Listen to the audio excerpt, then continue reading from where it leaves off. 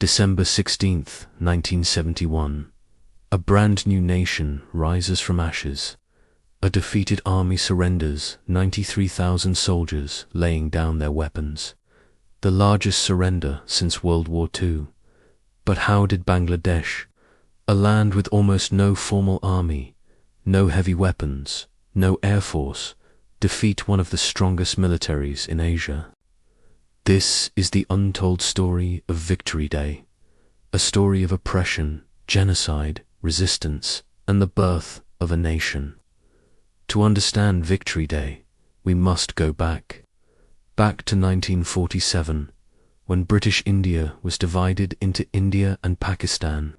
But Pakistan was a strange country, two separate lands, over 2,000 kilometers apart, West Pakistan and East Pakistan, today's Bangladesh, to regions with different cultures, languages, and identities, yet forced into one nation. The powerful West Pakistan dominated politics and the economy, treating East Pakistan like a colony. Bengalis were seen as second-class citizens, their resources exploited, and their voices silenced. The tension grew year after year, building into a storm of discontent. In 1948, the spark of conflict began. Pakistan declared Urdu as the only national language, but the majority of the population spoke Bengali. Imagine being told you couldn't speak your own mother tongue in your own homeland. People protested, students marched, and the Pakistani regime responded with bullets. On the streets of Dhaka, blood was spilled. Bengali became the language of resistance. And this language movement planted the first seeds of freedom. The fight was no longer just about language. It was about identity, dignity, and self-rule. The political divide deepened. In 1970, East Pakistan's Awami League, led by the charismatic Sheikh Mujibur Rahman, won a landslide victory in the general elections.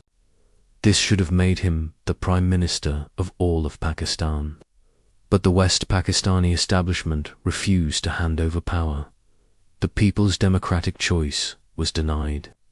Instead of a peaceful transition, they prepared for war.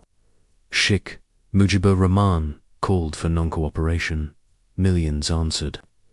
The entire region came to a standstill, a powerful display of civil disobedience.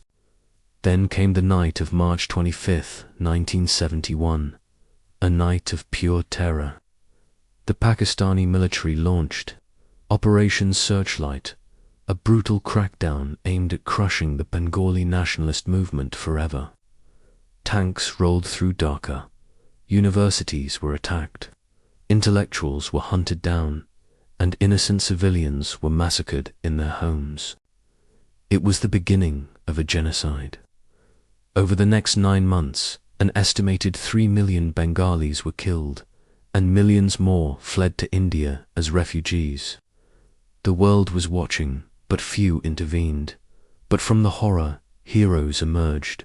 The Mukti Bahini, or the freedom fighters, rose to defend their motherland.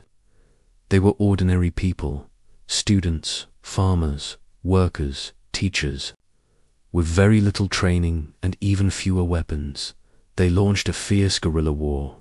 They knew the land, the rivers, the villages. They sabotaged bridges, ambushed army convoys, and fought with unimaginable courage. They were fighting for their families, for their future, for the idea of a free Bangladesh. Their resistance kept the flame of hope alive in the darkest of times. As the genocide continued, India decided it could no longer stand by. On December 3, 1971, after Pakistan launched preemptive airstrikes, India officially entered the war in support of the Mukti Bahini. The combined forces, known as the Mitro Bahini, launched a swift, coordinated attack on all fronts. The Indian Army advanced with lightning speed, while the Indian Air Force established complete air superiority, grounding the Pakistani jets. The Indian Navy blockaded the coast, cutting off all escape routes. The Pakistani army was trapped, demoralized, and surrounded.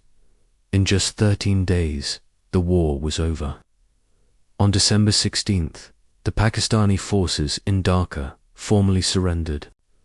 The world watched as Lieutenant General Niazi signed the instrument of surrender in front of thousands of jubilant Bengalis.